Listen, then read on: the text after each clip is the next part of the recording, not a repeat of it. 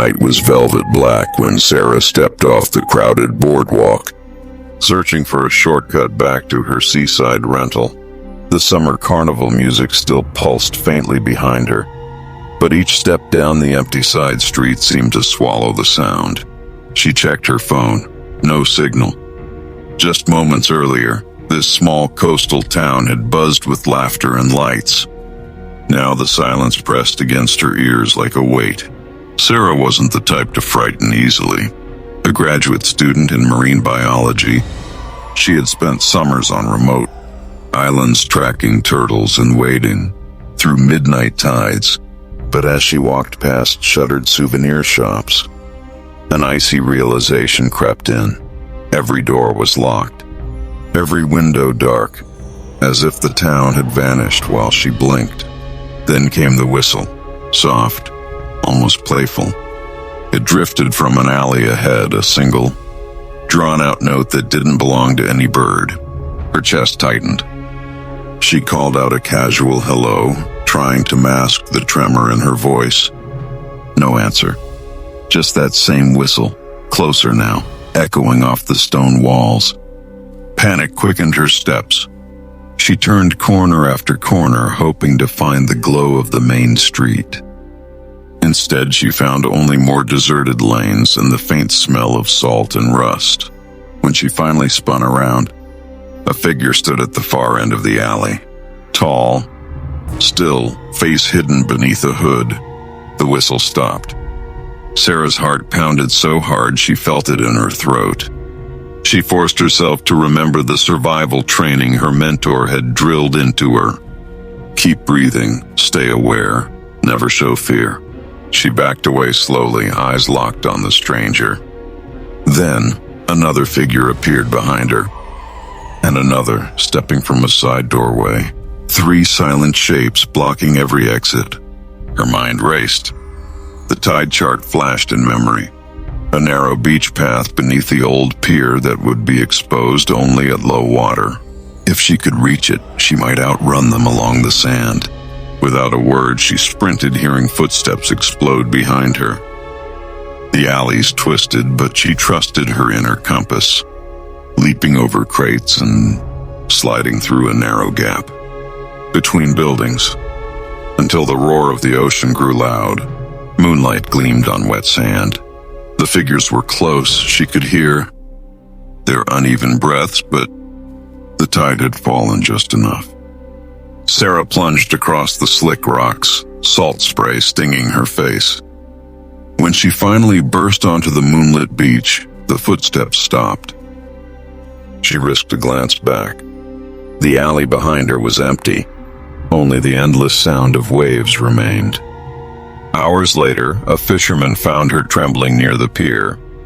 She told her story to the police, but no footprints marked the sand. No cameras had recorded anyone following her. The authorities chalked it up to stress, maybe a prank. But Sarah knew the chill of that whistle was real. The storm had passed hours ago, but the ocean still breathed like a restless giant as Mark steered his small fishing boat toward the cove. Dawn's first light streaked the sky in bruised purples and gray. He had fished these waters since childhood and knew every rock and current. Yet that morning the sea felt different, too still beneath the fading wind, too cold for late summer. A splash behind the boat broke the calm. Mark turned, expecting a dolphin or maybe a seal drawn in by leftover bait. Instead, he saw a slick shadow slice the surface and vanish with a forceful swirl, bigger than any shark he'd seen and faster. He gripped the tiller tighter. Then came the sound, a low, guttural rumble, like a growl carried through water. The boat vibrated as something massive brushed against the hull. Mark's heart kicked hard. He cut the engine to listen. Only the thud of his pulse filled the silence. A second shadow surged alongside, this time close enough for him to catch a glimpse. Not a shark's sleek outline, but something wrong. Thick ridges along its back, pale eyes just below the surface.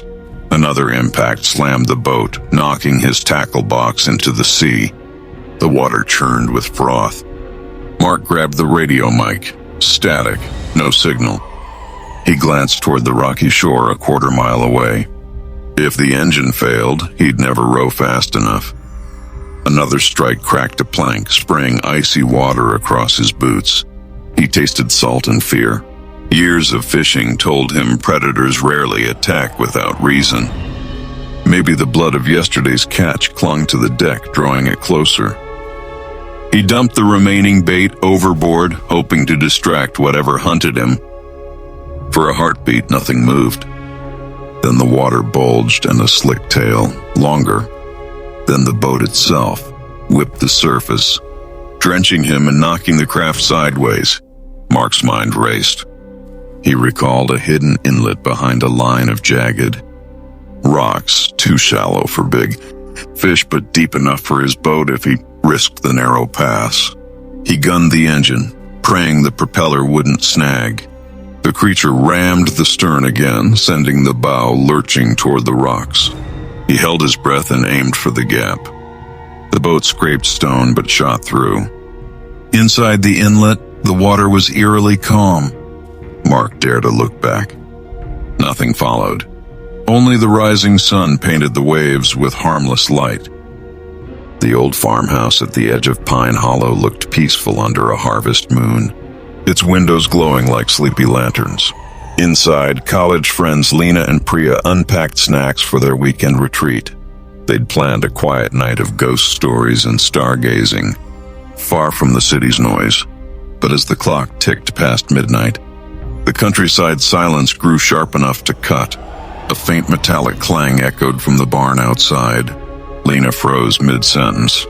"Probably the wind," Priya whispered, though no breeze stirred the curtains. They exchanged uneasy glances. Minutes later, the sound came again, closer this time, like metal scraping against wood. Lena grabbed a flashlight.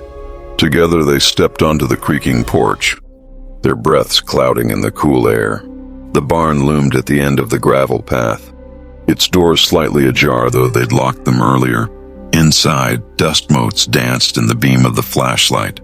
Hay bales lay undisturbed, tools lined the walls. Nothing seemed out of place. Then the heavy barn door slammed shut behind them with a deafening bang. Darkness swallowed the light as the flashlight flickered and died. Panic surged. Priya fumbled for her phone. No service. A slow, deliberate footstep echoed from the loft above. Another. Someone was up there. Lena's voice trembled as she called out, "Who's there?" No answer, just the creak of wood as if a weight shifted overhead. They needed a plan. The only exit was the door behind them, now latched from outside. Remembering an old escape ladder mentioned in the property listing, Lena groped along the wall until her fingers found a cold, metal rung leading to a small ventilation hatch.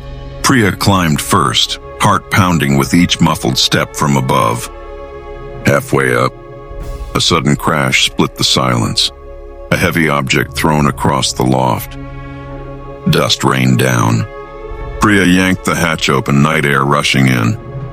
They scrambled through just as a figure lunged below, the outline barely visible in the moonlight. They sprinted across the field toward the farmhouse. Behind them, the barn remained eerily still, door wide again as if no one had touched it. The August heat had baked the mountain town of Alder Creek for weeks, turning pine needles brittle and riverbeds to dust. When the storm finally came, no one expected it to arrive like a monster. Late afternoon, Emily and her 10-year-old son Noah were hiking back from a scenic overlook. The sky, moments earlier a brilliant blue, darkened to a violent green. Thunder rumbled so deep it shook the ground. Emily's phone buzzed with a sudden emergency alert.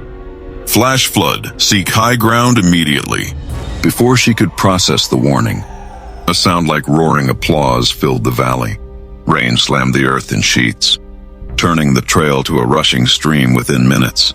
Pebbles became stones tumbling underfoot. Noah gripped her hand, eyes wide with fear. They ran uphill toward a ridge, but the path disappeared beneath a torrent of muddy water. A tree cracked and fell across their escape route, blocking the climb. Lightning forked overhead, blinding white. Emily's heart pounded. She spotted a narrow game trail snaking along a steep cliff. A risky detour, but the only chance. Wind howled as they scrambled upward. Mud slicked their shoes. Rocks loosened under each step. Behind them, water surged higher, carrying branches and boulders. Noah slipped once, dangling as Emily clutched his arm with every ounce of strength. "Don't look down," she whispered, voice steadier than she felt.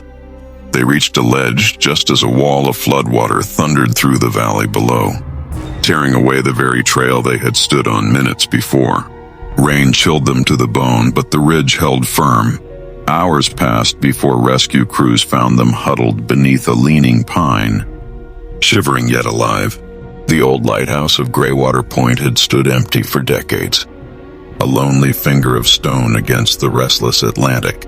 Yet when storm warnings forced evacuations last July, emergency crews reported something strange, a flickering light from the tower each night, though its power had been cut for years. Among the witnesses was Clara, a volunteer medic helping evacuees. On her last night of duty, she stayed late to inventory supplies. Past midnight, while the wind rattled the clinic windows, a faint beam swept across the harbor, slow, deliberate, unmistakably from the abandoned lighthouse. Curiosity tugged harder than fear. Clara grabbed her raincoat and crossed the slick pier. The air smelled of salt and ozone.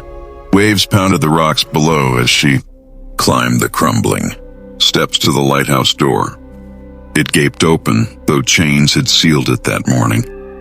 Inside, damp stone walls exhaled cold mist. Her flashlight cut a narrow tunnel of light up the spiraling staircase.